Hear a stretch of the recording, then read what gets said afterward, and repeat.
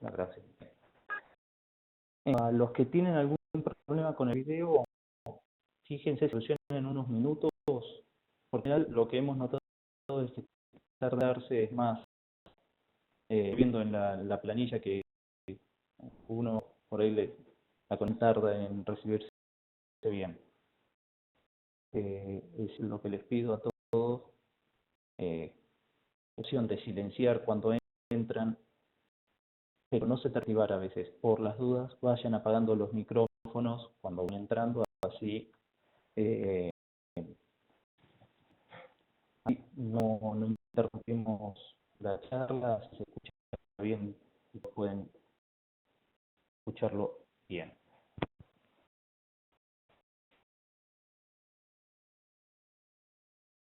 Y cualquier cosa, si no se escucha fuerte, me avisan y veo de cambiar de micrófono, o directamente uso los de la computadora, que prefiero el eco, pero bueno, vamos.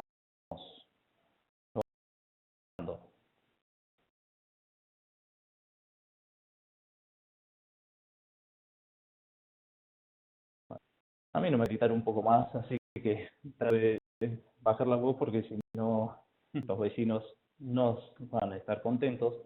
Pero bueno, arrancar con la clase que nos corresponde en esta. Que la idea es abordar la bolilla 5 y por ahí vamos una parte de la 6.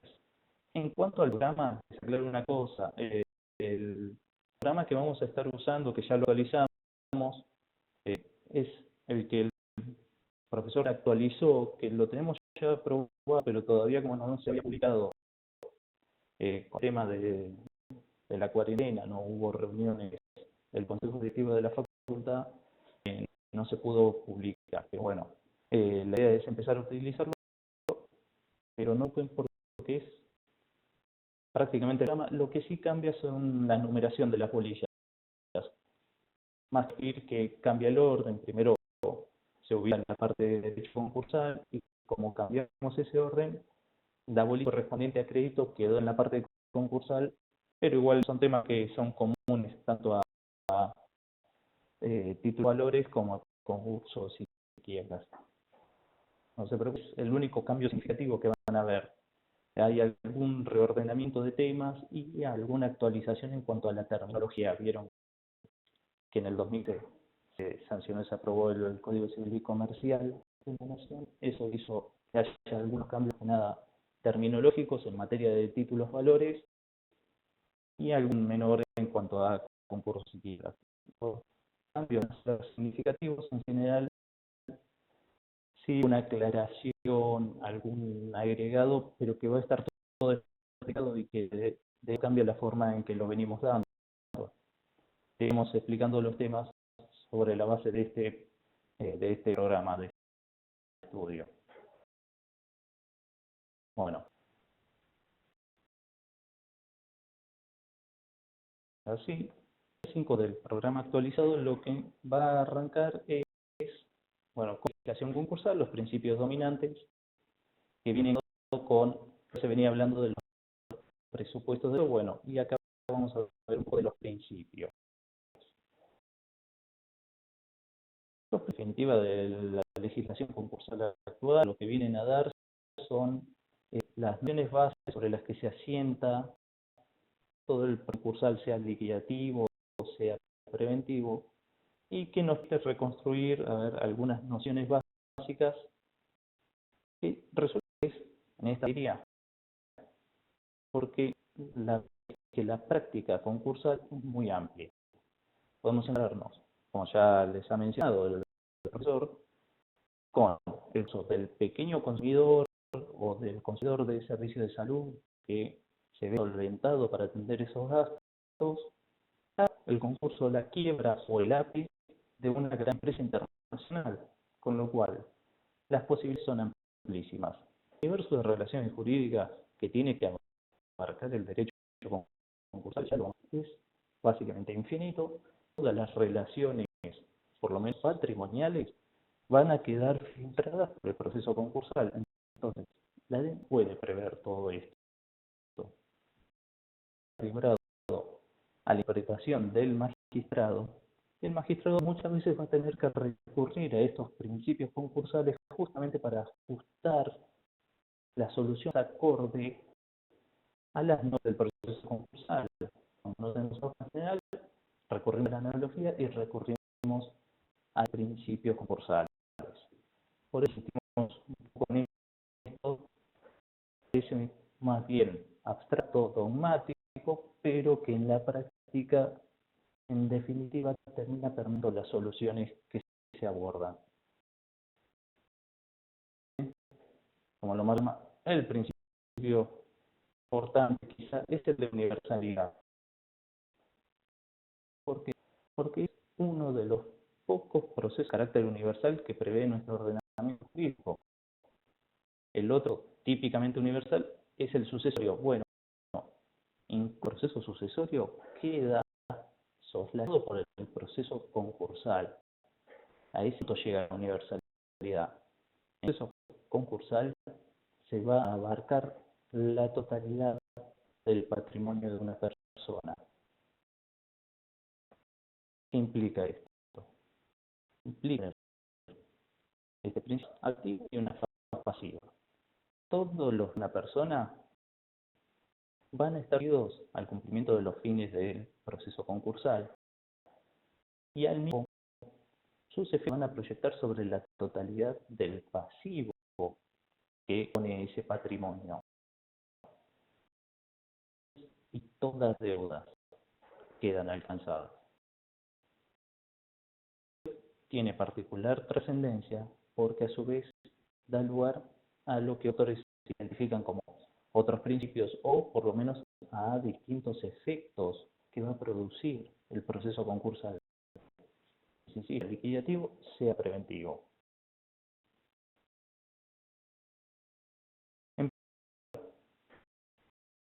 Al tratado universal llamado a hacer la totalidad del patrimonio de la persona, obviamente va a buscar que existan otros procesos de la misma naturaleza. No podemos tener dos procesos concursales sobre un mismo patrimonio, porque cada uno tuviera que atacar la totalidad del patrimonio, se estarían superponiendo. Obviamente, esto es de lógica. Bueno, pero también va a obstar al desarrollo de nuevos procesos individuales e incluso al trámite de procesos, intenciones individuales que estuvieran en trámite. ¿Por qué? Es que ante una crisis del patrimonio, la sociedad también generalizada para todo ese patrimonio. Si empezó a emitir la dispersión de trámites, la dispersión de cuestiones patrimoniales en dos jueces, entre distintos procesos, no podemos llegar a esta solución generalizada. Vamos a ver soluciones parciales, soluciones entrecruzadas y muchas veces quizá incluso con contradicciones. El principio de universalidad se traduce también en la unidad del proceso colectivo, la unidad del proceso concursal, más de un proceso concursal simultáneo sobre el mismo patrimonio, más en el efecto de atracción, esto es, en efectos que producen los procesos concursales que atraen al proceso concursal todo trámite individual que existía a la fecha de la sentencia. Obviamente esto va a influir sobre la competencia del magistrado, porque fíjense, si decimos que el proceso concursal afecta a todo el patrimonio de una persona y tenemos múltiples procesos, ya sea en trámite o en ciernes, ya no van a ser de competencia de su juez natural, sino que van a tener que ser resueltos todos por el mismo juez. ¿Cuál va a ser este? El juez del proceso concursal.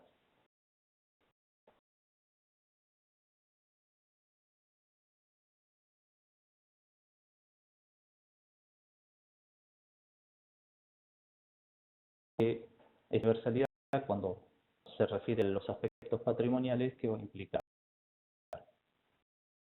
que por activo va a tener una acción conjunta única a través de proceso concursal. Y para esa solución se va a afectar la totalidad de los bienes que forman el activo.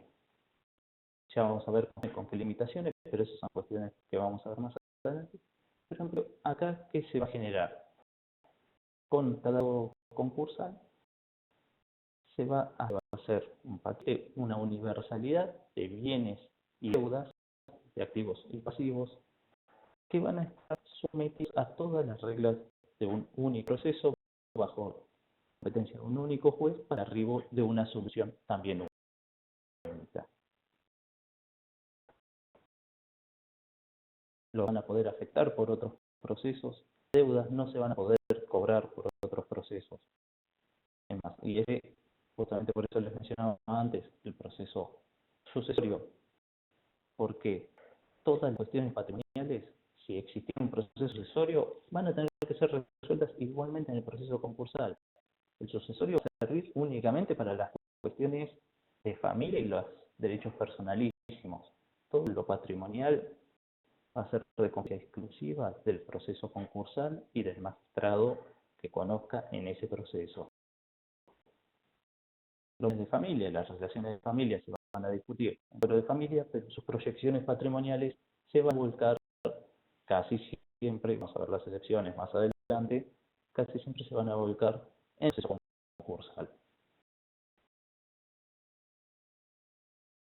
Ahora bien, cuando habla de la actividad de acreedores, define está haciendo referencia es a la fase pasiva justamente de universalidad. Esta idea, el concursal afecta al activo y al pasivo en su conjunto, bueno, deriva en que el pasivo, justamente el conjunto de acreedores de un deudor cesante, forma una colectividad. Esta colectividad en realidad no termina objeto de derecho, no está reconocido como un centro de imputación de derechos y obligaciones, pero sí regulado en forma indirecta en la legislación concursal a través de distintos institutos donde se le da legitimación y se le da intervención para decisiones en materia del proceso, generalmente en lo que hace a la protección del patrimonio, a la protección y a todas aquellas cuestiones que puedan tener proyección sobre sus posibilidades de cobro. Bien, el tratamiento igualitario de los acreedores ya lo he tratado con el titular, lo hemos visto en la que hemos compartido, pero bueno, no está de recordar que en el concursal el tratamiento igualitario de los acreedores es justamente una de sus piezas fundamentales. ¿Por qué? Si quisiéramos un tratamiento diferenciado, la solución es la vía individual, donde se puede atender a cada acreedor en forma separada y según el orden de llegada, donde el más rápido tiene más derecho y luego nada queda para los restantes. Bien, esta no del proceso concursal en la pasiva de la universalidad, al generar colectividad de acreedores, la ley impone un tratamiento igualitario, respetuoso de sus características. Así, es una igualdad en sentido en el sentido que se le ha dado en la interpretación de la Corte Suprema de Justicia de la Nación, una igualdad entre iguales, lo cual hacer las diferencias que la ley autoriza, como a través de privilegios. Vamos a tener en definitiva de acreedores, un conjunto de acreedores de características, lo que son aquellos de causa o título del proceso concursal, que van a estar necesariamente sometidos al proceso concursal y recibir un tratamiento igualitario según sus características y su rango de privilegio. ¿Por qué? Sería tampoco, o sea, De la misma forma que no sería justo que la solución sea únicamente la temporal, donde el que reclama rápido es el que cobra y después nada queda para el demás, tampoco es justo ni negativo que sean sujetos que no estén en iguales condiciones, sea porque sus créditos merecen una protección mayor, una fuente de alimentación, una fuente de trabajo, o porque son cuestiones derivadas de las necesidades básicas de una persona, de un prestamista, que la situación de un proveedor de materias primas, todas estas situaciones dan lugar a unas preferencias distintas, pero este va siempre por la ley y por la Constitución. Estas distinciones entre acreedores de un mismo sujeto tienen que estar determinadas por la ley o dar una derivación de las normas constitucionales.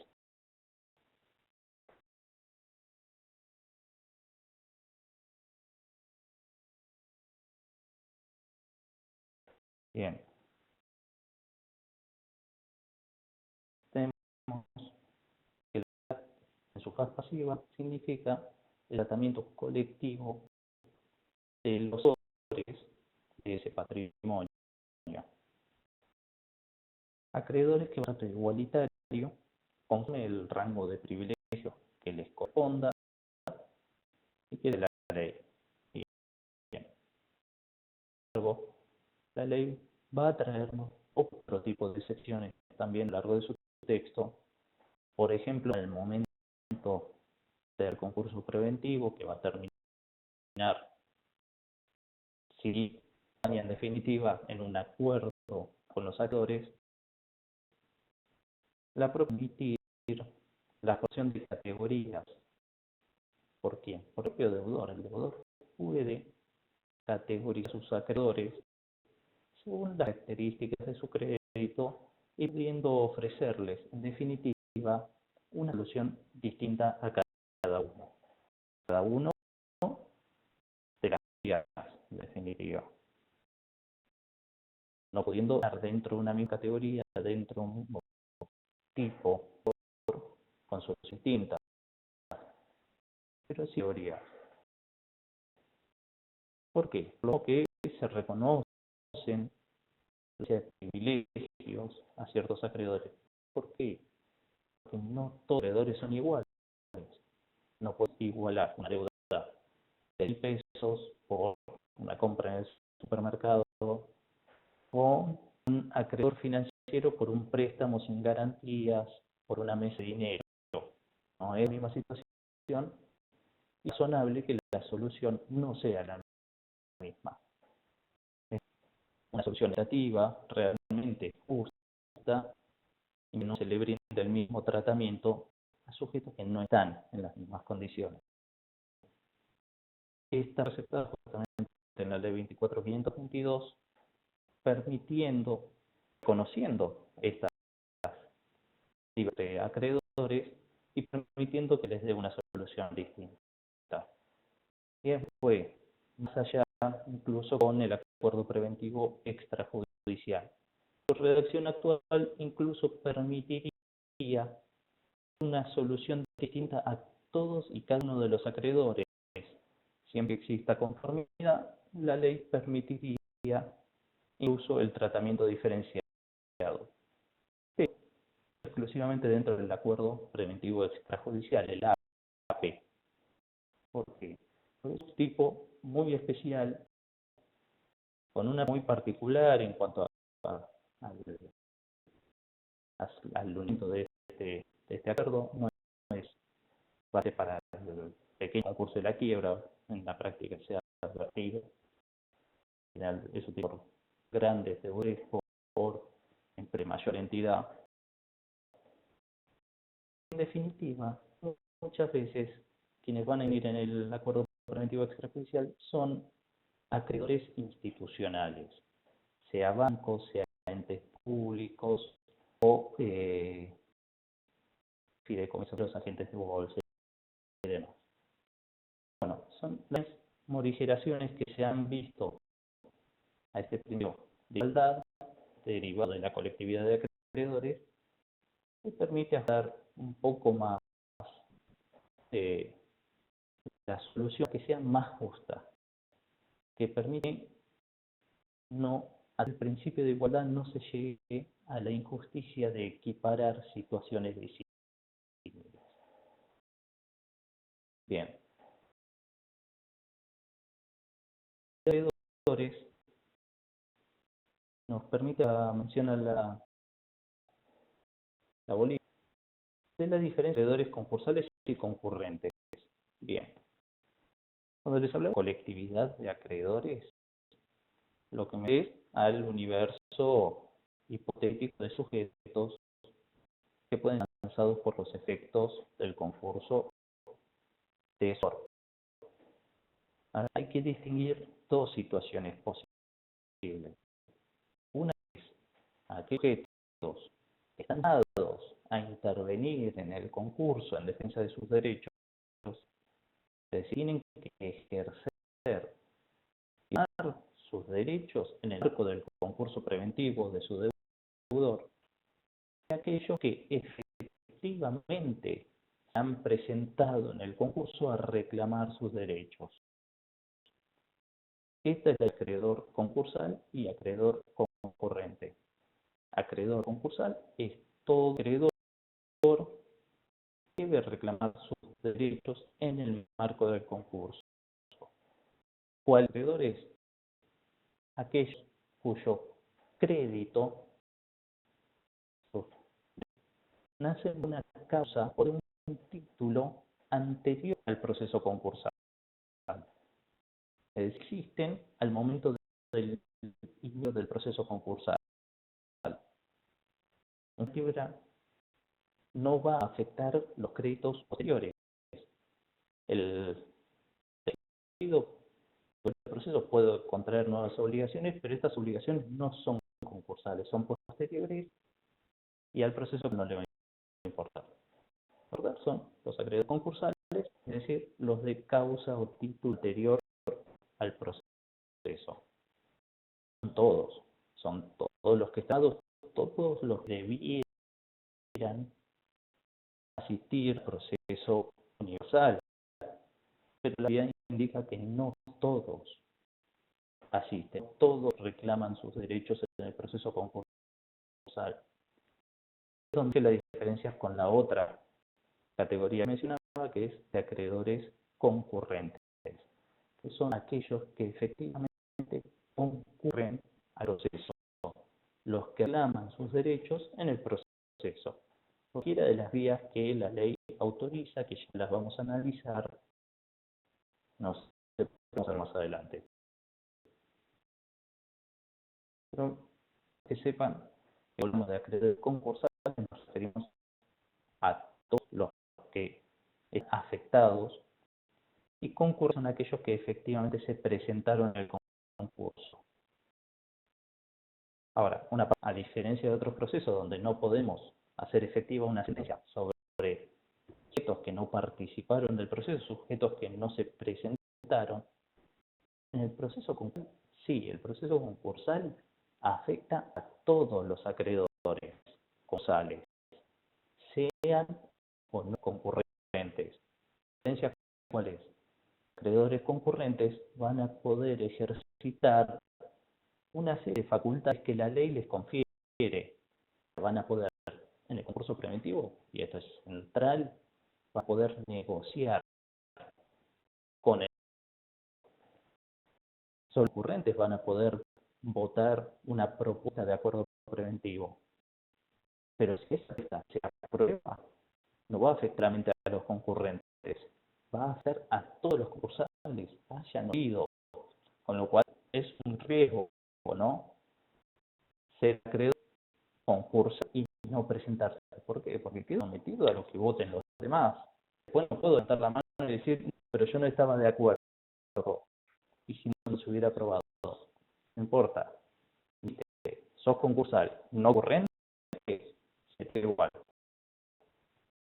En el MAIBRA, quizá no es trascendente la participación de los acreedores, que depende de un acuerdo que haya que llegar con el acreedor, pero sí bastante en distintas acciones, en distintos momentos del proceso para hacer valer los derechos. Por eso siempre necesitar una intervención y acción para poder hacer los derechos eventualmente y poder cobrar, sea en el proceso preventivo, sea en el proceso liquidativo, en un momento u otro va a pasar por la misma del proceso concursal. No hay conocimientos de derechos, de creencias, pasen por fuera del proceso concursal. Su trámite de forma tempestiva, incluso con prioridad, incluso si tienen una sentencia judicial de otro órgano, va a tener que verificarse ese crédito en el concurso preventivo o en la quiebra. Y recién a partir de ahí poder citar el derecho, sea en las oportunidades que ofrece la ley o como mínimo al momento del cobro.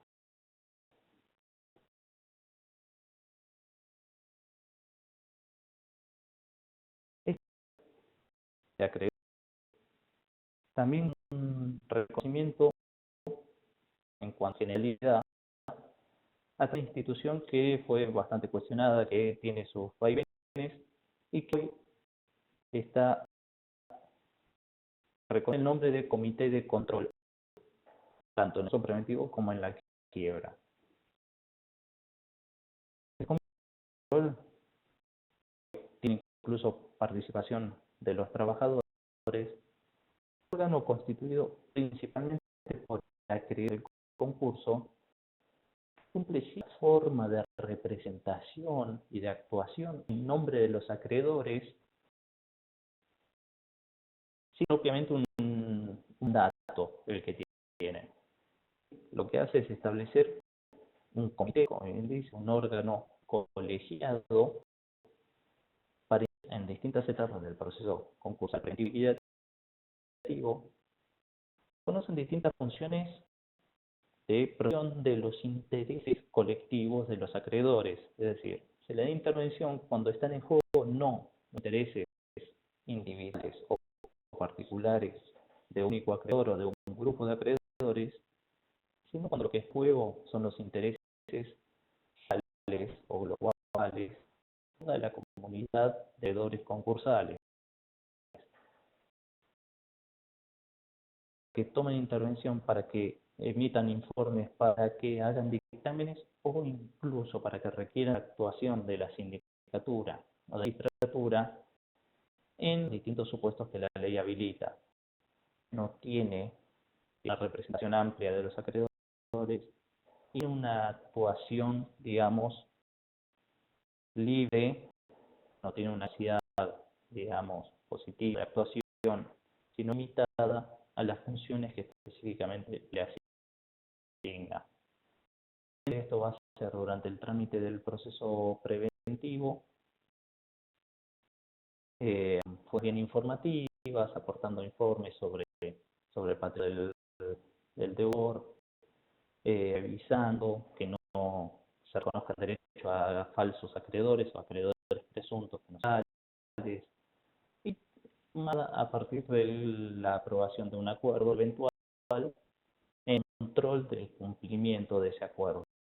Igual el instituto que no se da en todos los procesos, no se conforma incluso cuando debiera, y que depende en gran medida, y el gran problema es que depende de los acreedores. ¿Por qué? Porque si la información está establecida por ley, muchas veces ocurre que cuando se intervención, porque el comité está conformado por los acreedores de mayor relevancia del proceso concursal, ellos de mayor monto, muchas veces deciden no intervenir, deciden no aceptar el cargo en el de control y no hay una sanción por no cumplir la función, con lo cual simplemente no aceptan el cargo y la constitución del comité hasta que se designan nuevos acreedores y demás.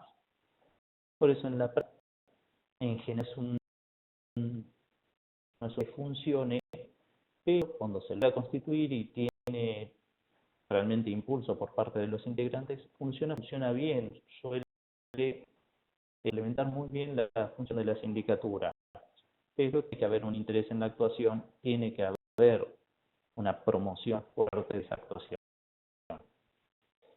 Se ha intentado este órgano con la incorporación de los trabajadores para que puedan tener participación en el control del proceso. La reforma de la 26684, el comité de no solo por acreedores, sino también por un representante de los trabajadores, para que uno de los principales interesados pueda tener también voz y voto dentro de ese comité. Porque ¿qué ocurre? Básicamente, comité de control solo podían intervenir acreedores. Está bien, en algunos casos podría haber acreedores laborales que sean lo suficientemente significativos para garantizarse un asiento en el comité. Su función va a estar destinada, en definitiva, a la protección de esa creencia. La reforma de pensión, en definitiva, fue dar asiento asegurado a los trabajadores como tales, no a los acreedores por deudas laborales. No. El trabajador actúa en relación de dependencia actual, sea o no acreedor. El trabajador por ahí no se le debe nada, pero que tiene la suerte de un proceso concursal. ¿Por qué? Porque su fuente de trabajo es de la misma. Entonces, una forma de darles mayor intervención, de darles mayores facultades de control, fue darles un asiento en este órgano. Pero lo que ya les decía, uno de los asientos. Si se acepta el cargo, el comité no se puede constituir, se diluye esta función de control y demás.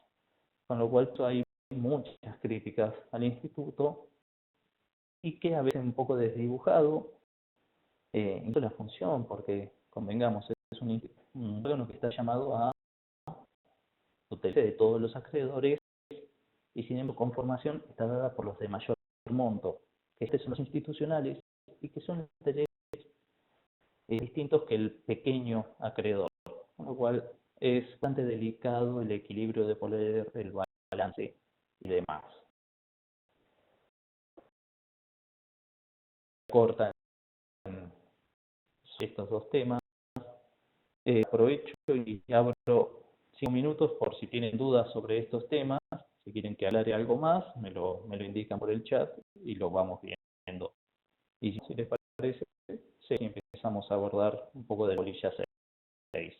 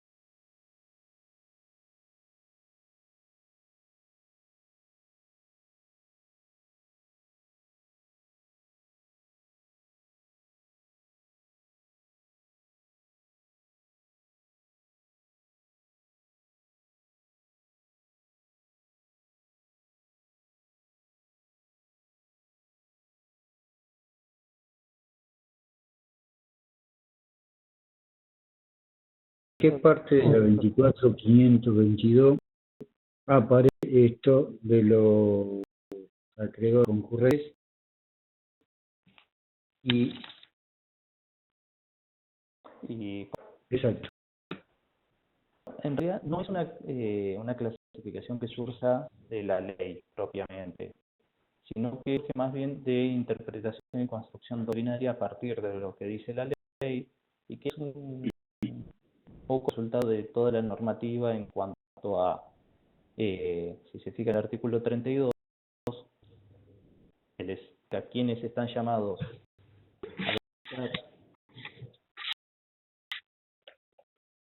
si se los leo.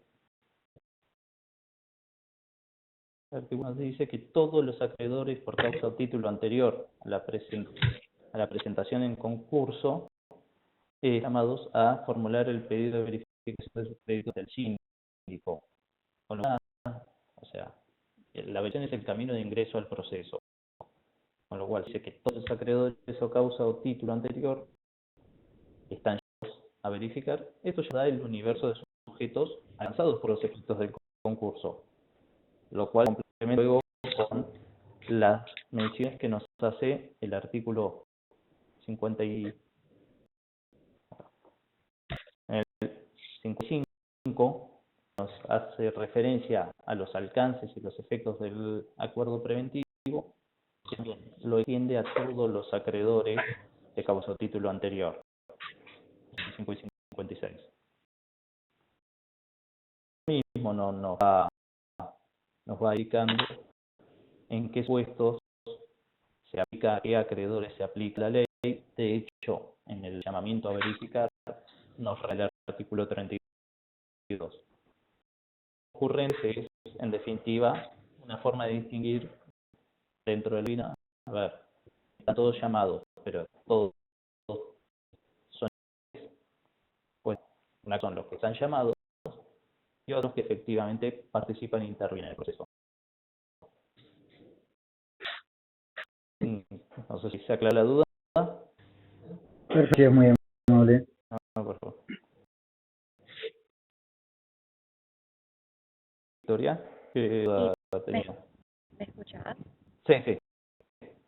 Respecto a los acreedores concursales concurrentes, ¿tienen un título posterior al inicio del concurso o Concurrentes son los mismos acreedores concursales, son gente que llega a sus créditos, pero efectivamente lo hicieron. Es, digamos, la segunda etapa. O sea, la ley llama a todos y con son los que efectivamente cumplen con ese llamado, los que se presentan en el concurso y verifican su crédito. Siempre causa o título anterior al concurso. Serían una especie del género de acreedores concursales. Porque en definitiva la categoría acreedores concursales, aquellos de causa o título anterior, y acreedores no concursales, aquellos de causa o título posterior.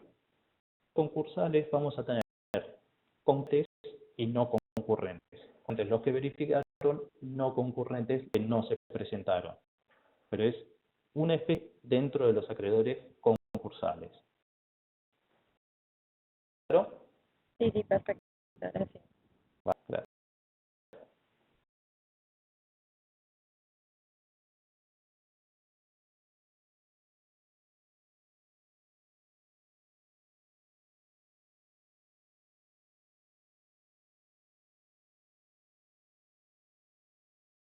En la chat sobre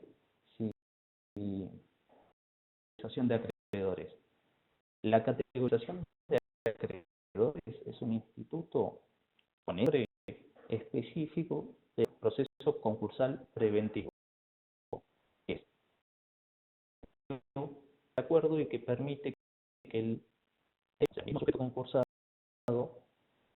sus acreedores, según criterios objetivos y razonables,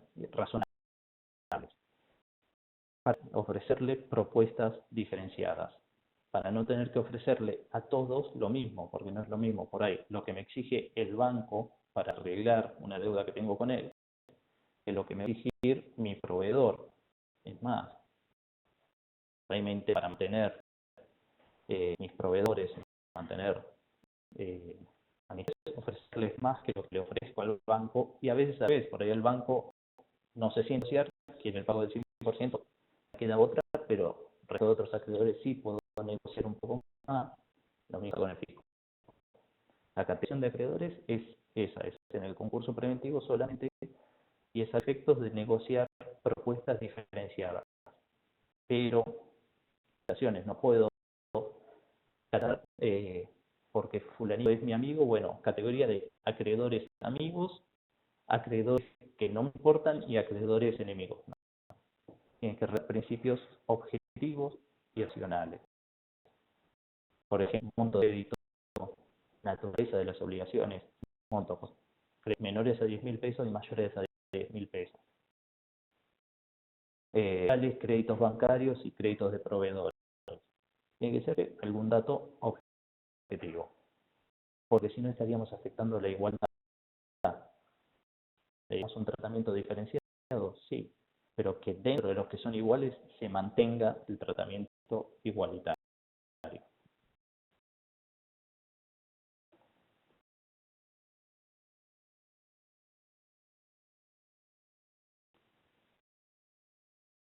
Bien, en cuanto al tema, vuelvo sobre el tema del programa. Usen el mismo ahora actualizado, porque así todos estamos usando el mismo, todos decidimos y sabemos de qué estamos hablando cuando hablamos de bolillas 4, 5, 6 y demás. No se preocupen en cuanto a contenido, que es en definitiva el mismo contenido, lo único que varía un poco es el orden y la numeración de algunas bolillas, pero en definitiva termina siendo lo mismo. Para claridad, les pido que usen el programa actualizado.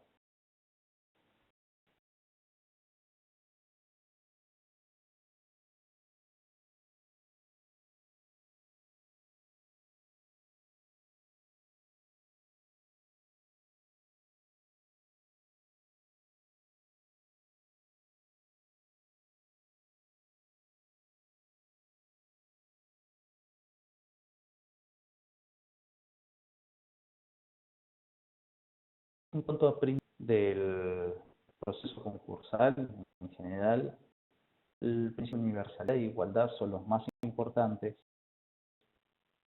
son los que se tienen, pero no son los únicos. ¿Cuál es el inconveniente? Con unidad, colectividad de acreedores e igualdad, todos los autores van a coincidir.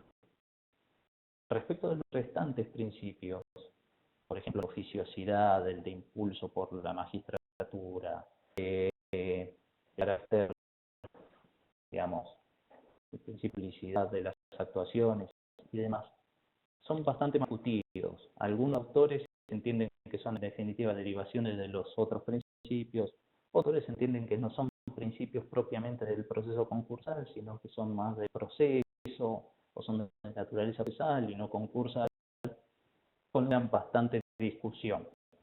Ustedes lo que tienen que hacer es universalidad y la colectividad, en eso no van a tener problemas, todos los autores lo tratan y que los estudien.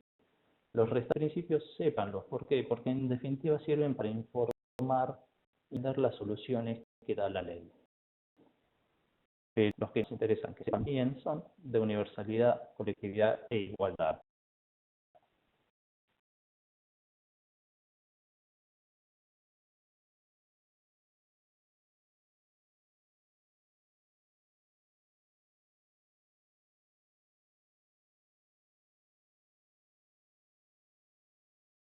Hola, ¿una consulta? Sí, doctor. Pregunta, ¿qué pasa con los acreedores que verifican, o sea, que se presentan a verificar, verifican, o sea, salen del concurso que como el proceso quedan como con Eso lo vamos a ir viendo, eso parece que del segundo parcial. Pero que sepan, no, concurrente es el que queda verificado dentro del concurso. Si yo me verificar, o qué, porque la verificación es en definitiva el equivalente a la demanda. La evidencia que recaiga va a determinar la existencia o no de mi derecho. ¿Cierto? Que si yo me verificar, me rechazan la verificación, no es que quedo afuera del concurso, es que no tengo derecho directamente. O sea, hay una sentencia rechazando la demanda. Si eso requiere autoridad de juzgada, definitivamente me queda cerrada la posibilidad de reclamo en el concurso y por vía, no es el derecho directamente. Por eso, acá concurrente es el que se presentó a verificar y obviamente el reconocimiento de derecho o tuvo una resolución resolución favorable. Si hay una resolución definitiva, directamente ese sujeto no es que sea acreedor concurrente, no es acreedor. Gracias. Ahí quedó un poco más. Sí, sí. Bárbaro. ¿Una otra consulta? Está bien. Está el programa, sí, lo que pasa es que toqué el libro y corrí y te cae. Ah, sí, no, está bien. Eso para asegurarme. Perfecto.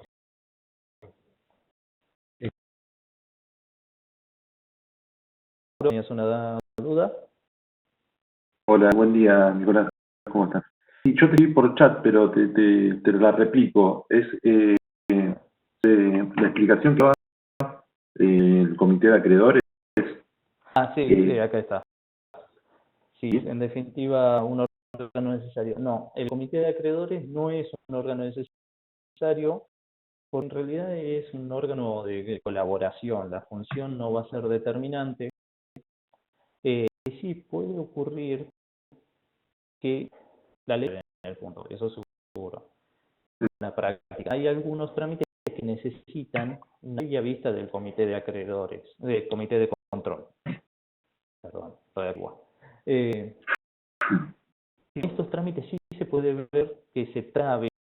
¿Por qué? Porque si no tenemos constituido el comité de control y la ley nos exige el informe de la vista emanada del comité, muchas veces el magistrado opte por impulsar la constitución y después recién ante el fracaso de esa constitución resolver el trámite.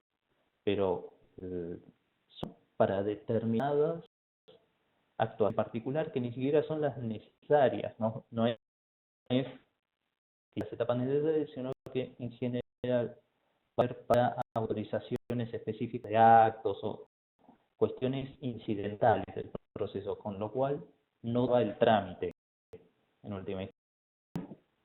Bien, por ahí no me quiero adelantar y tampoco quiero el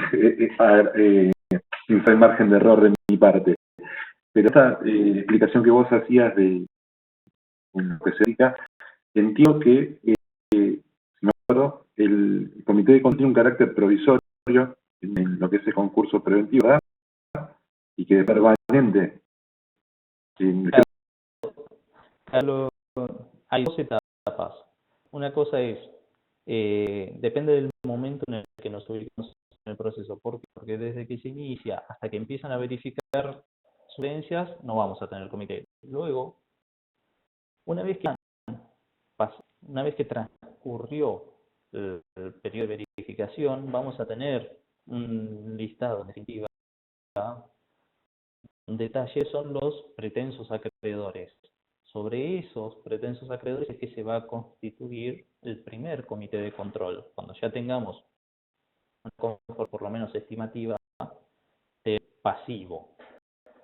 Ahora, todos estos, hasta que no haya resolución judicial, son pretensos acreedores, todavía no es definitivo. Entonces, recién con la resolución judicial de verificación de créditos,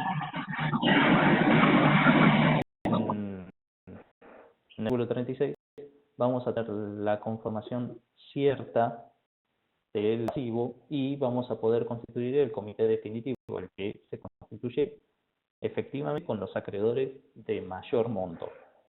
Ahí cambia el nombre, pero en definitiva las funciones terminan siendo las mismas y su relevancia y su necesidad es la misma. Para el no va a ser necesario y en general la práctica indica que si no está el juez intimando la sindicatura, por lo general, por ahí sonaba era necesario o no, porque digamos, primero es provisorio, después permanente, habla la ley, digo, pucha, y no es necesario, pero no, entiendo. La edad viene dada por el tema de si los son efectivamente acreedores o no. Perfecto, muchas gracias. No, por favor. ¿Tenías una duda?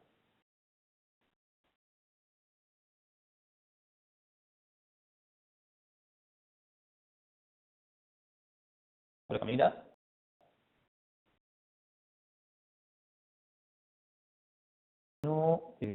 porque no se oye.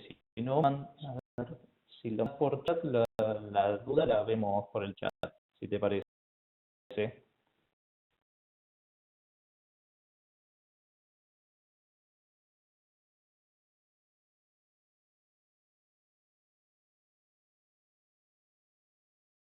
María, ¿cómo estás?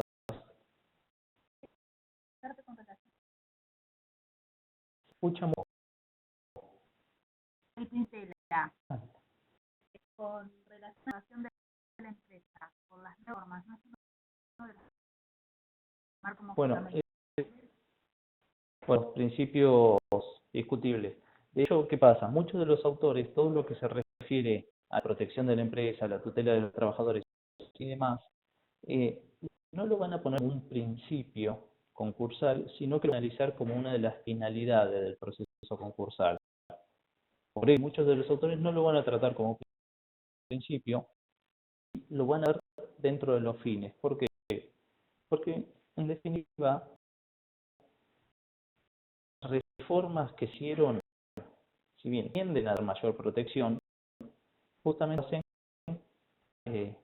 sin los principios generales del proceso. Fíjense, el objetivo, en definitiva, del concurso preventivo sigue siendo el arribo de un acuerdo por parte del mismo deudor, no por parte de los trabajadores en cooperativa, que va a terminar siendo un supuesto cero. Lo mismo con la quiebra. A pesar de más intervención a los trabajadores y mayor intervención a la cooperativa, la posibilidad de decisión de la empresa por parte de una cooperativa de trabajo y demás, si el objetivo es la liquidación de los bienes. Está bien, se prioriza ahora un poco más la liquidación de la empresa en marcha, con los trabajadores, con los contratos intactos. Por eso deja de regir este principio liquidativo.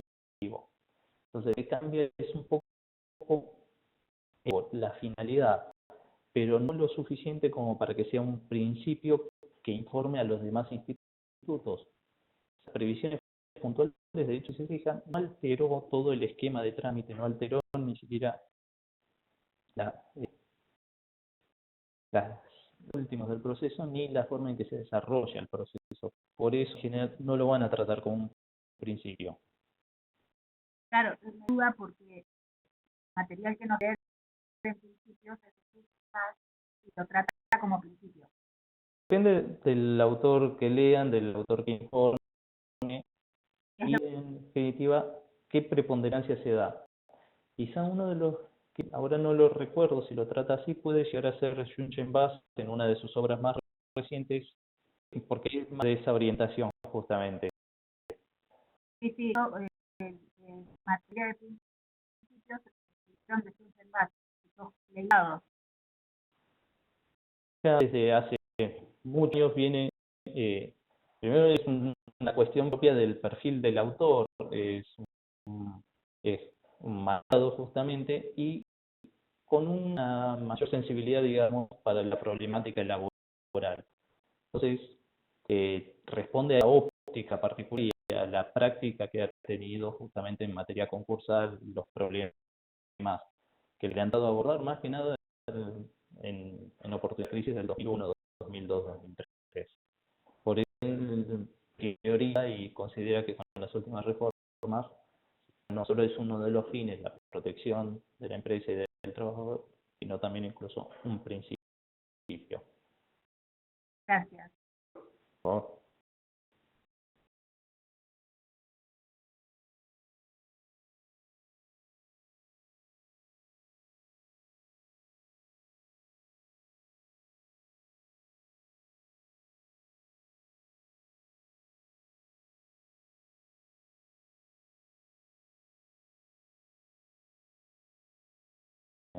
Las últimas son las del chat que me han ido quedando acá.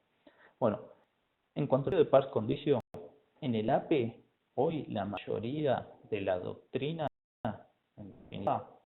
entiende que no es necesario el respeto de esa igualdad, porque la ley, con los términos que utiliza, en definitiva, evita ofrecer cualquier propuesta a cualquier acreedor. Lo único que va a ser relevante es la mayoría se exigidas, pero no igual de propuestas. Algunos autores entienden que no, que incluso el principio de igualdad informa al AFE y demás, pero desde el texto no surge esta exigencia. Bastaría con de acuerdo, el ofrecimiento de propuestas diferenciadas o uniformes, la homologación judicial, y sería obligatorio independientemente del contenido que tenga. Siempre y cuando, y ahí es una limitación que incluso hay un fallo famoso sobre el punto, siempre y cuando la propuesta sea abusiva o fraudulenta. Desde el abuso del fraude sí van a estar presentes en todo tipo de acuerdos, en todo tipo de procesos, pero no puesto de abuso de fraude el solo hecho de ofrecer propuestas diferenciadas a cada acreedor separado dentro de la APE. En el cognitivo no, tenemos que priorizar y respetar criterios objetivos. En cuanto al evento, es necesario la igualdad de los acreedores en el avenimiento, en la quiebra. ¿Por qué? Porque el evento requiere unanimidad, ya es un principio de acuerdo mayoritario. El concurso preventivo se aprueba el acuerdo por mayoría, con lo cual resguardar los intereses de la minoría. Como se esto, y exigiendo igualdad, y exigiendo el no abuso, el no fraude y demás. Cuando ya estamos hablando de hábito, ya no es un acuerdo que se celebra por mayoría. Esa etapa ya pasó. Eso es propio del concurso preventivo. La quiebra es la única forma de avenirse, de acordar, es por unanimidad. Y sin unanimidad, si cada uno de los acreedores individualmente dio su conformidad, entonces podría invocarse la igualdad, la violación de la igualdad como una forma de dar marcha atrás sobre la propia aceptación del avenimiento. O no es necesaria la igualdad, porque acá ya hay intervención de todos y cada uno. No hay una minoría que pueda verse afectada. Creo que no se exige el principio de igualdad.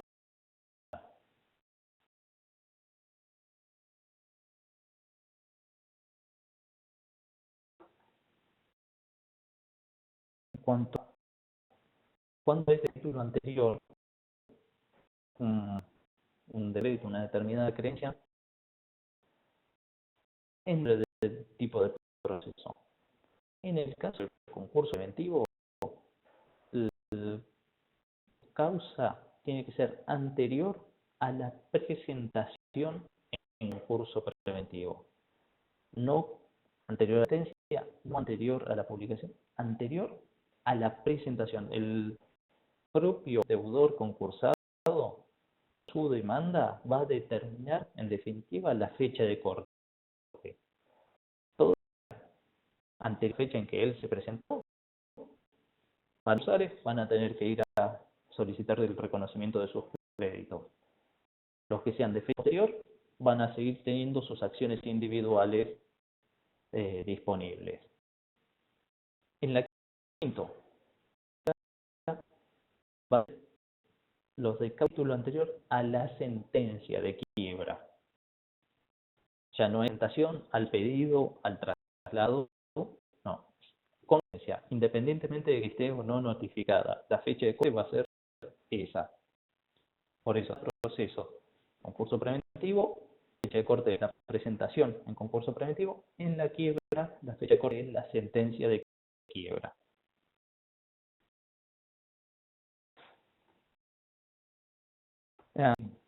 El preabuso de materia de APE es con el caso de tenemos un fallo que fue con el APE presentado por Multical, y luego en el que se sostenía que no existía abuso del derecho por la propuesta que se presentó, y luego, sorpresivamente, un fallo posterior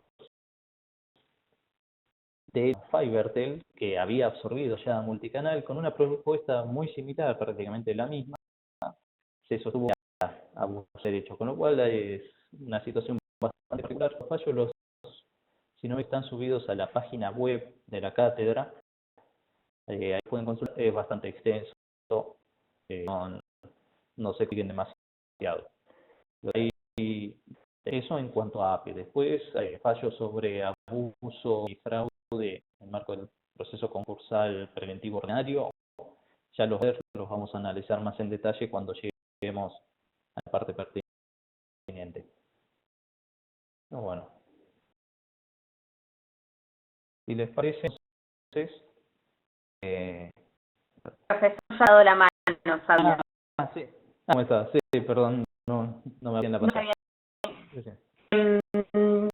Anoté algo y después me perdí, que decía que Sí. ya digamos, cuando se está el proceso para poder cobrar, va a haber que haber pasado en algún momento por etapas del proceso concursal. Y me quedó claro a qué se refería.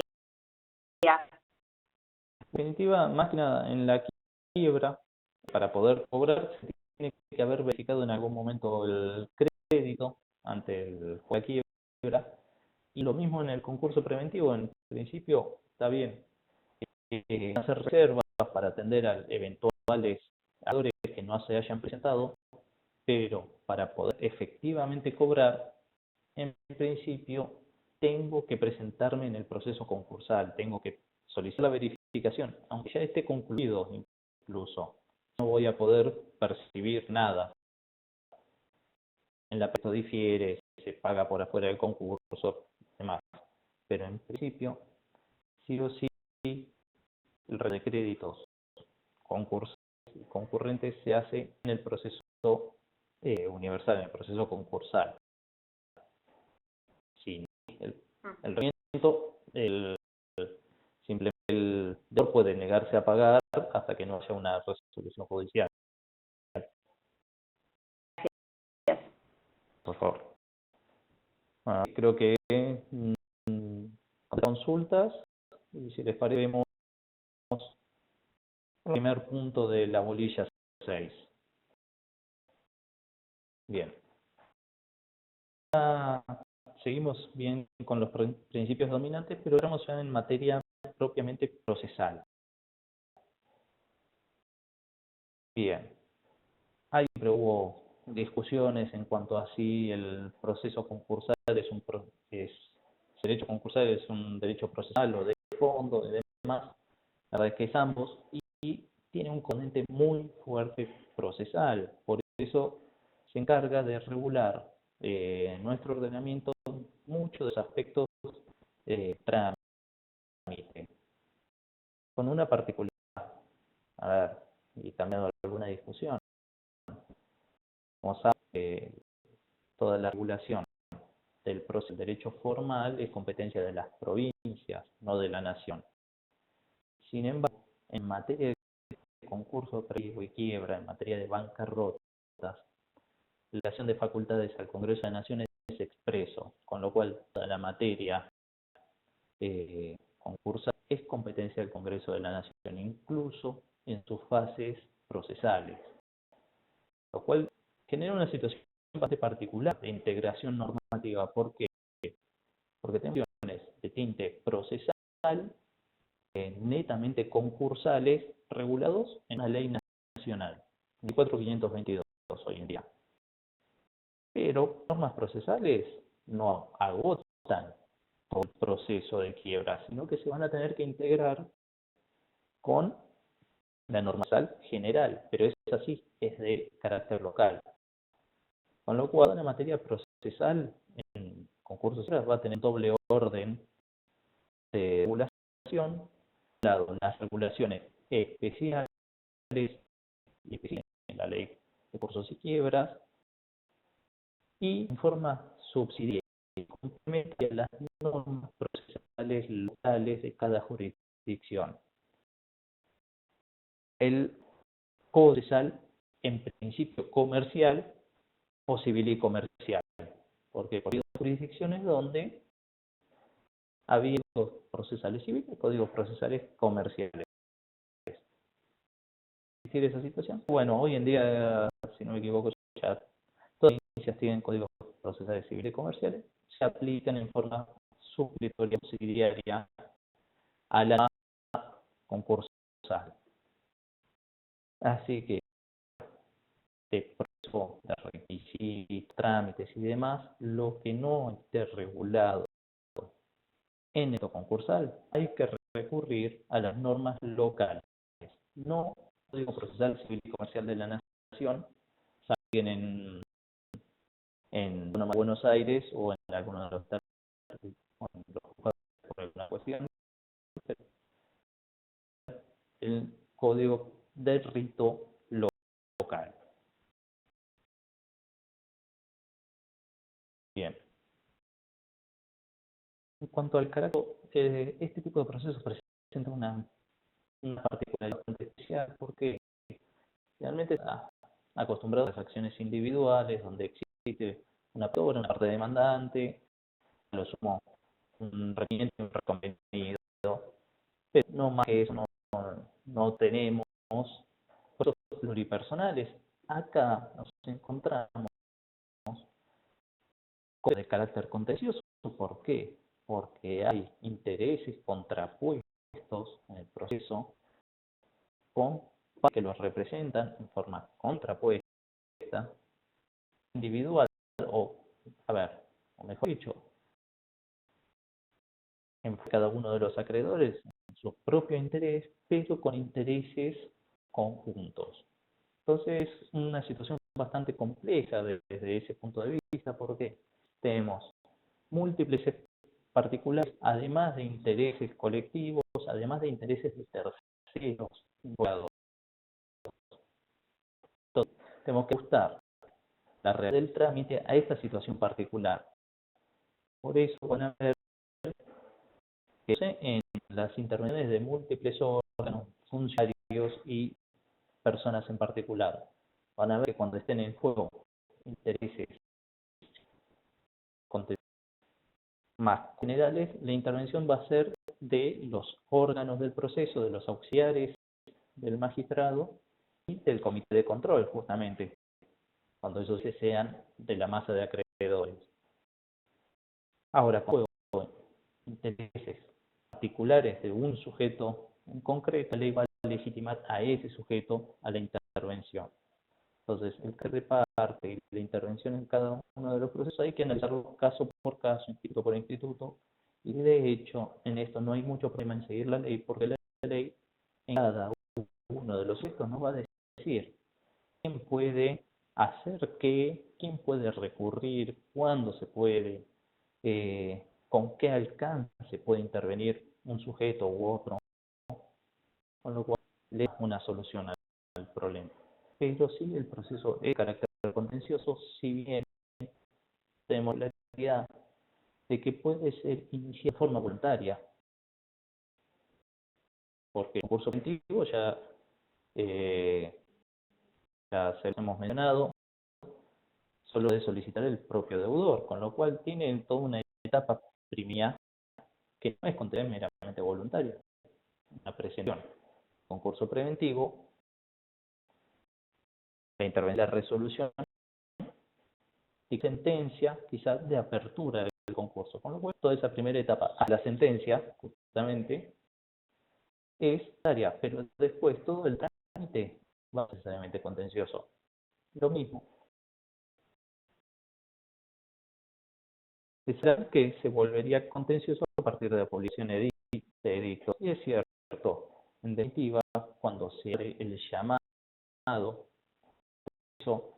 los acreedores, a los acreedores concursales, a que concurran al concurso preventivo, ahí nos encontramos ya con la etapa contenciosa. Aquí ahora se pueden dar dos situaciones. Puede ser que esa etapa contenciosa incluso se verifique desde el inicio mismo.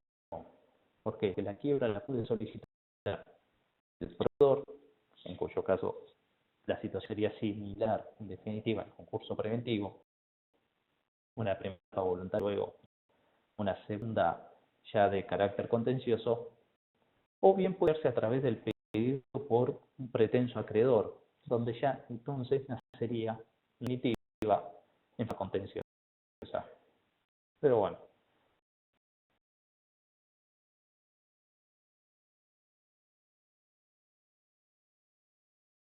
En cuanto a los objetos de los procesos concretos, ya los hemos visto, presupuestos objetivos y subjetivos, objeto o finalidad que tiene cada uno de los procesos, y la relación de las fases de los concursos hace referencia en definitiva a la secuencia lógica que van a ir siguiendo a lo largo de su desarrollo y la vinculación que existe entre el proceso preventivo y la quiebra. Porque en definitiva nuestro ordenamiento por el de unidad del proceso concursal se establece, secuenció de forma tal que el proceso preventivo luciría como una evidente, en definitiva, una actividad a la quiebra. Pero puede o no existir. Pero para que haya proceso concursal preventivo, tiene que haber un proceso de quiebra ya en trámite. Salvo vamos a ver un único supuesto de conversión. Pero bueno, hay toda una relación entre las distintas etapas y entre los distintos procesos, tende a asegurar la más posible las soluciones preventivas y el ordenamiento secuencial lógico de los distintos trámites.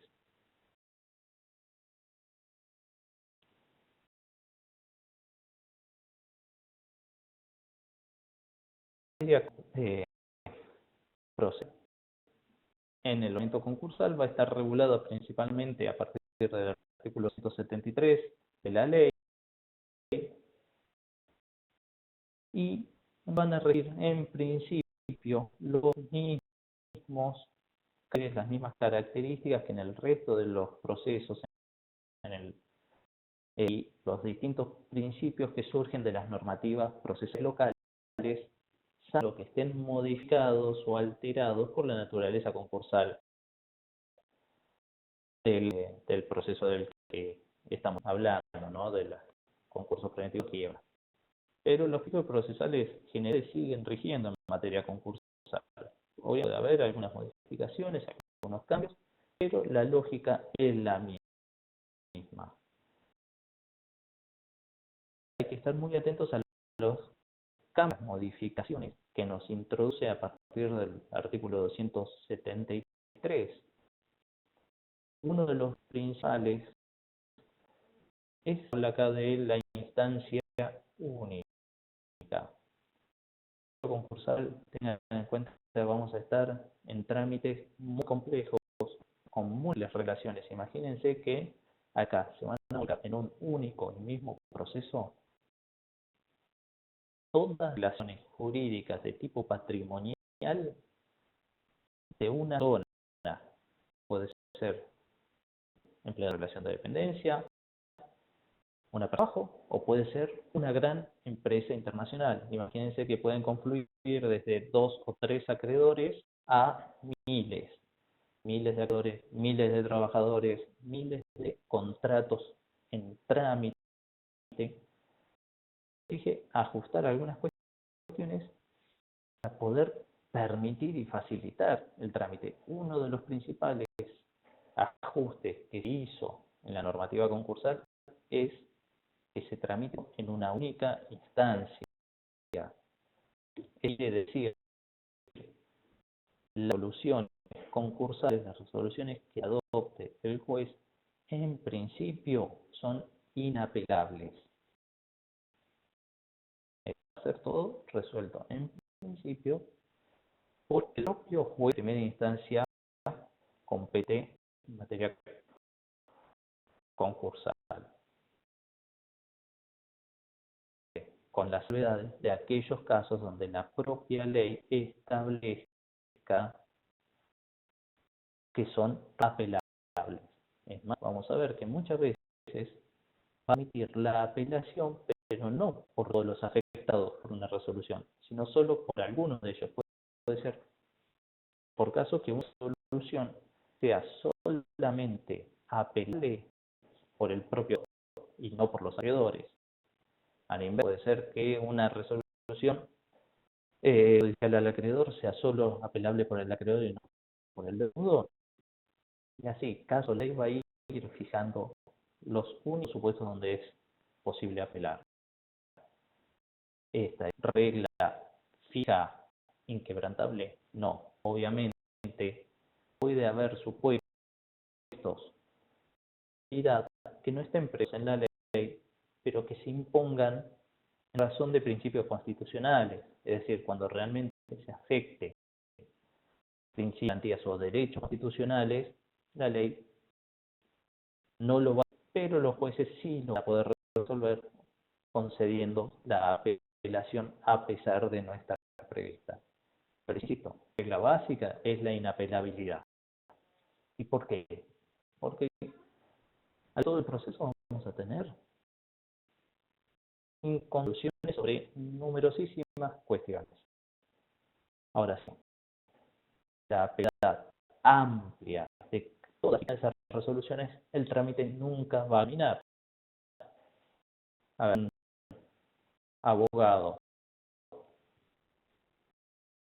digamos, poca buena fe en este concursal, su deudor se presenta a su cliente, al deudor, un concurso colectivo y después cada una de las resoluciones la apela y dictan una apelación y sale a la Cámara y lo va a la Suprema Corte. Y después llega a instancia una nueva resolución o vez todo el trámite el proceso y mientras tanto nadie cobra, nadie paga, queda todo trabado. Justamente las situaciones que se buscan evitar que se paralice el proceso a través del uso del sistema recursivo. Lo que tiene que mantener un equilibrio, tiene que ser respetuoso de las garantías constitucionales. En cuanto a la perencia, el trámite concursal principal no va a perimir, es decir, no se puede producir la caducidad de instancia, que es la terminación del proceso por parte de actividad procesal. En los juegos de rito, todas las jurisdicciones se prevé, pasado cierto tiempo, se intima a la parte encargada del pulso a que lo active y si no lo activa, caducidad, la prevención de esa instancia, se cierra el proceso. No significa el derecho, pero se cierra el trámite de la acción sin sentencia. En el como no hay un único sujeto interesado, no es que el proceso de quiebra se establece solo en el interés del Estado o proveedores, no hay un único sujeto obligado a impulsarlo. Por otra parte, es un trámite netamente oficioso, el juez y las sindicales debieran ir impulsándolo, con lo que tiene sentido establecer un sistema de prevención de instancia. No está permitido, la falta de actividad no va a producir la caducidad del proceso principal. Otra cosa son los incidentes, trámites incidentales que se puedan llegar a dar en el marco del proceso concursal, eso sí, y puede caducar. Si no un incidente, generalmente instado por alguna parte particularmente interesada, efectivamente puede caducar. Si no se impulsa, se intima, nueva periodo de actividad, caducidad, se acaba el incidente. El trámite principal no se ve afectado.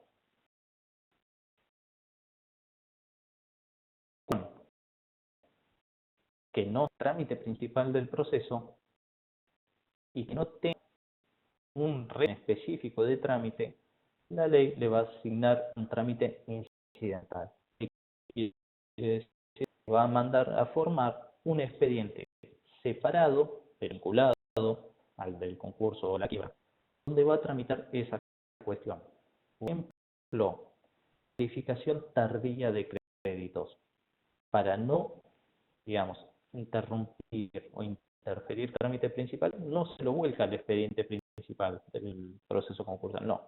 Se expediente separado y tramita por separado ante el mismo juez con las mismas partes, con la judicatura y demás.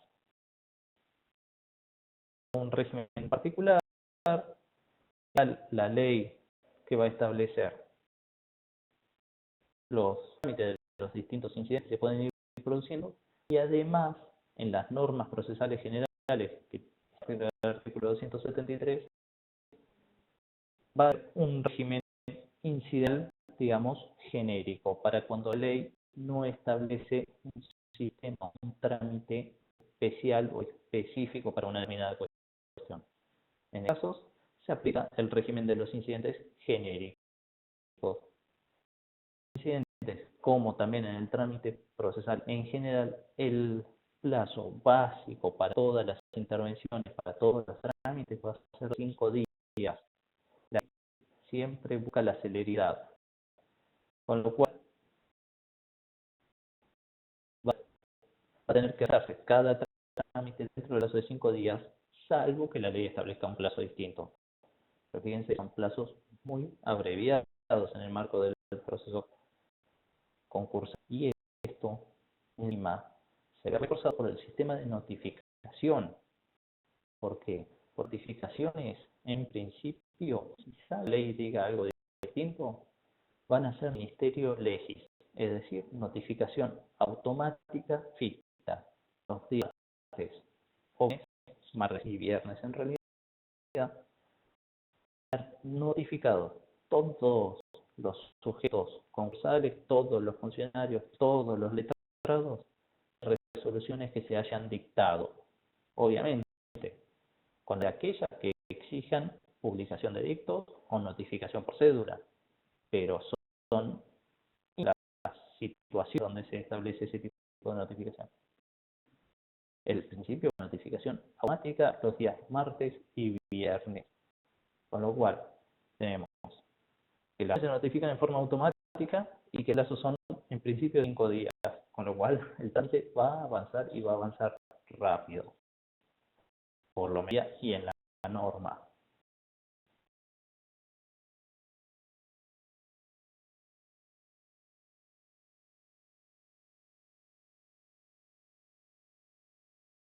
Acá me propone el tema de la apelabilidad sobre el tema de la observación de acreedores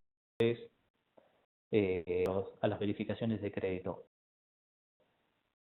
No es una observación que una apelación, ojo, ya en el trámite de versión, en todo el periodo informativo del concurso colectivo, conveniencia y a qué lógica responde, pero ojo que la observación es meramente eso, es una mera observación sin efecto jurídico significativo, más allá de el síndico el que tratar, hacer un informe, pero tenga que no. Esos son respecto de resoluciones judiciales o sentencias judiciales. La observación es respecto de un pedido de un acreedor, con lo cual, como no se dirige contra resolución, no tiene carácter recursivo y tiene mente carácter informativo. El juego dentro de la garantía de defensa en juicio, porque acá lo que estamos observando es un crédito tercero contra mi deudor, o sea, es una relación jurídica en la que soy parte, con lo cual tampoco se garantice la defensa de interés que me es ajeno, en última instancia. Mi interés, la relación entre un acreedor y mi deudor es indirecta, por eso no hay en juego acá la garantía de defensa de juicio. Y en cada sistema reflexivo es que aclara una compañera que no es lo mismo inapelable y recurrible. Es cierto, inapelable no poder llevarlo a una instancia superior. Ahora bien, ¿es posible recurrir por alguno de los otros mecanismos? Bueno, esto es aclaratoria, no hay ninguna duda, cuando exista una o algún error en la resolución judicial, tranquilamente se puede presentar. En el cual la reposición es más delicado, porque ¿qué ocurre? La reposición son para providencias de mero trámite, con lo cual recurrir va a ser muy limitada. ¿Por qué? las resoluciones interlocutorias y sentencias no las vamos a poder por reposición. ¿Por qué? Porque estaban al veto mismo de ese tipo de recurso. Simple, sí, no habría inconveniente, no hay ningún óbice a que se pueda recurrir por vía de reposición.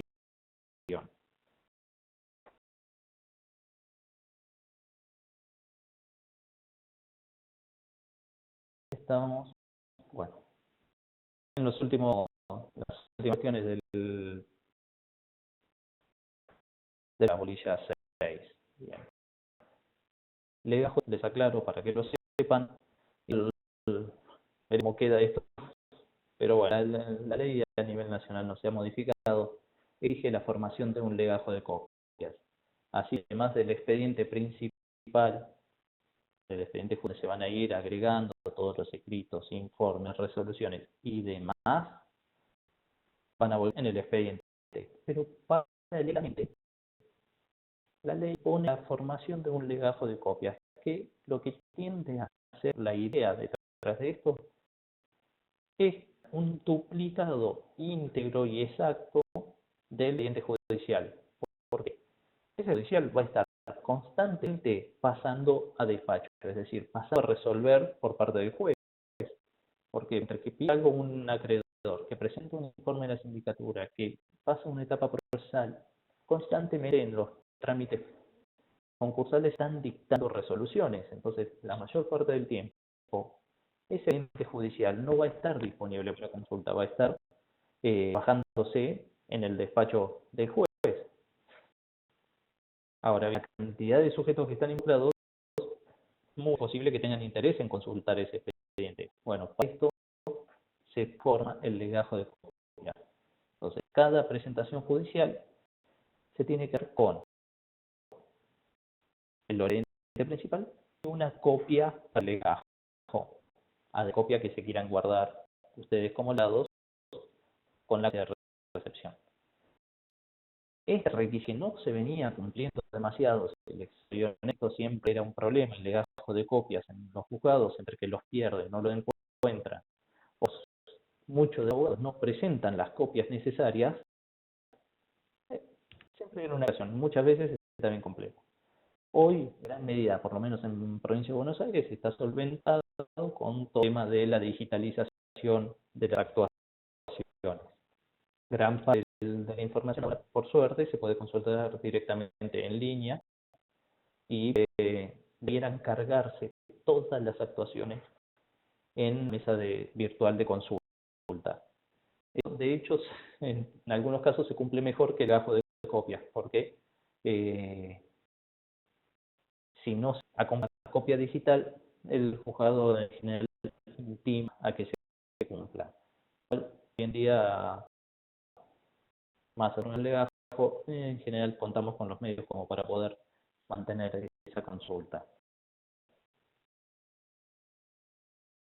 Las leyes provinciales ya se las he mencionado, y en cuanto a la oportunidad de practicar la regulación de honorarios y su régimen legal, ir acá que se va a regular honorarios a los funcionarios del concurso y a los letrados intervinientes al realizar el proceso concursal de que se trate.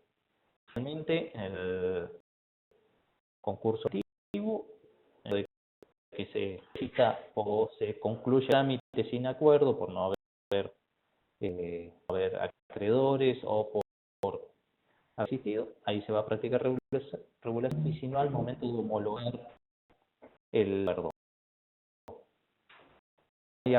o directamente se fue a un proceso de quiebra, va a hacerse la regulación de honorarios al haberse vendido todos los bienes y aprobó el proyecto de distribución. Esto es, cuando ya esté todo para repartir plata entre los acreedores. Recién al final de todo el proceso, la regulación de honorarios. En cualquier etapa intermedia donde concluya definitivamente el proceso, se termine por cualquier motivo. Va a ser, y esto es una particularidad, porque ¿qué pasa con la cuestión procesal?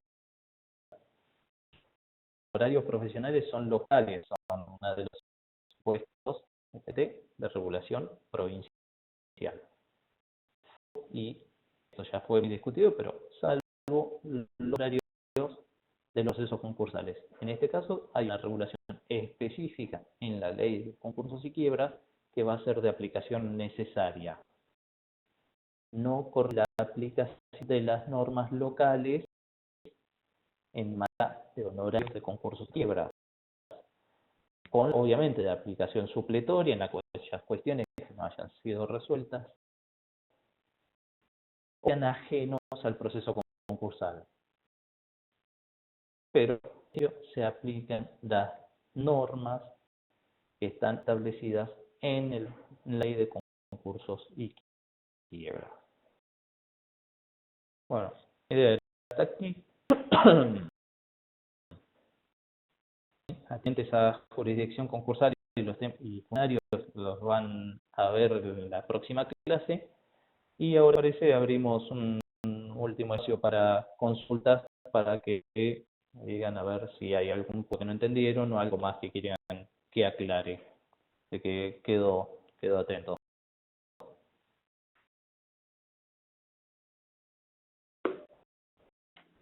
Hola, ¿duda? ¿Una consulta? Sí, con toda la parte de recursos. Sí. Las sentencias definitivas pueden llegar a ser recurridas por nulidad, inaplicabilidad, los recursos. Extraordinario. Vamos por etapas. Sentencia definitiva vamos a tener dos centrales que van a ser la sentencia del concurso preventivo y la sentencia de quiebra. Luego la mayoría van a ser resoluciones y demás, y providencias. La apertura del concurso preventivo, la que decreta apertura, obviamente no va a ser recurrible porque nadie va a tener interés en recurrirla. Porque está pedidor, si se provee, perfecto. Si es rechazada, por más que no se prevea la apelabilidad, es apelable porque en última instancia no rige la prohibición. ¿Por qué? Si cesó la apertura del concurso y se rechazó un proceso concursal, con lo cual regiría la norma concursal que prohíbe la apelación. Con lo cual,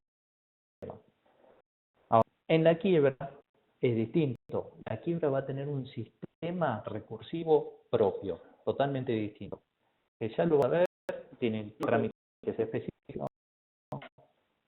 Y en aquellos supuestos que se prevé la apelabilidad, o sea, no inconveniente, va a resolver la Cámara. Y contra esas resoluciones de Cámara va a depender de cada cuestión si es recurrible por vía extraordinaria.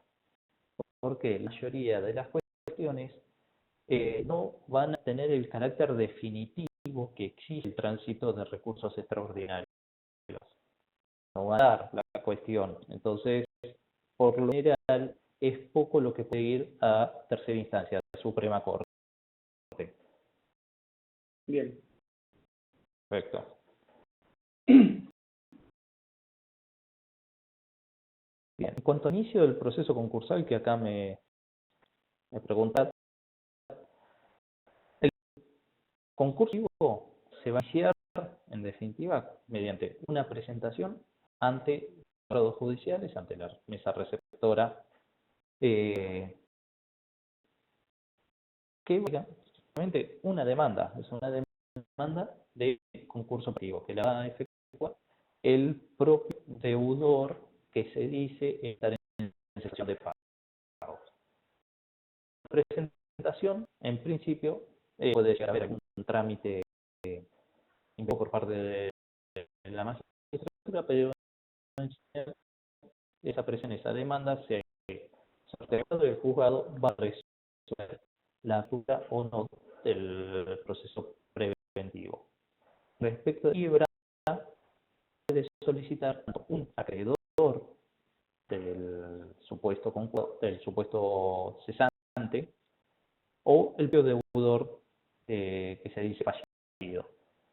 También es una que se presenta ante el receptor general asesor y que pasa a tener el trámite que corresponda. No entro mucho más porque en la quiebra vamos a tener dos posibilidades, dos trámites bastante distintos y que tienen muchas aristas particulares. Entonces, prefiero no complicarlos con temas del tercer par, en definitiva. Pero en todo caso, los procesos concursales se inician con una demanda. Los requisitos que tiene que haber esa demanda los vamos a ver en las próximas clases para el concurso previo, más adelante para el año. Pero siempre es con una demanda ante el Poder Judicial en dirección competente según a ver en la próxima clase. Pero no hay mucho más misterio ni explicación que esa.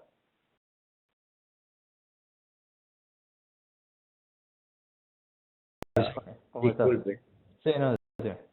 Muy buenos días, así que le pido. No, o sea, es como si estuviéramos en la clase, es lo mismo.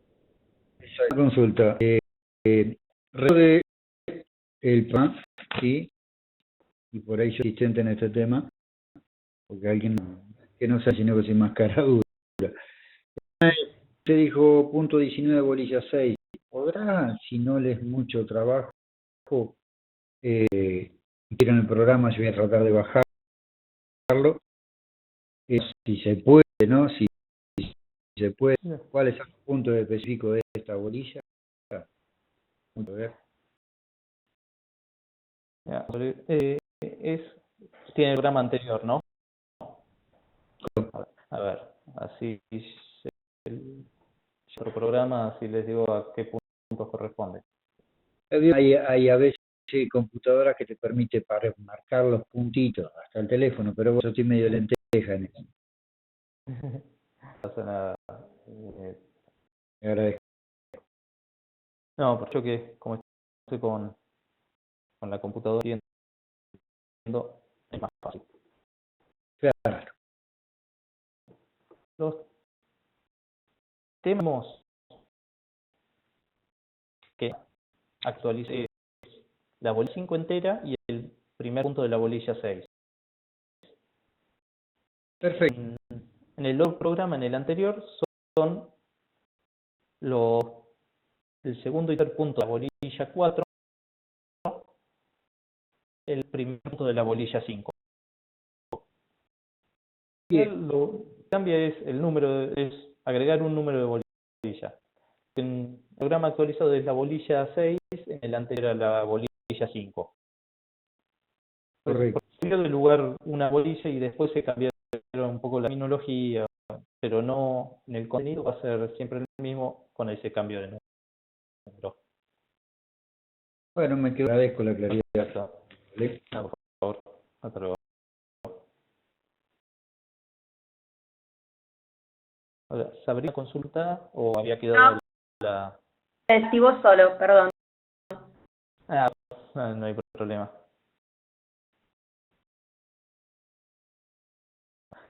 Si tiene consulta más, dejo abierta ahora el espacio del chat y ya cortamos la sesión y luego las preguntas que nos dejen en el chat las vamos a ir respondiendo bien por mensaje general o bien directamente las aclararemos en la próxima clase. Espero ser ruido. Hasta luego.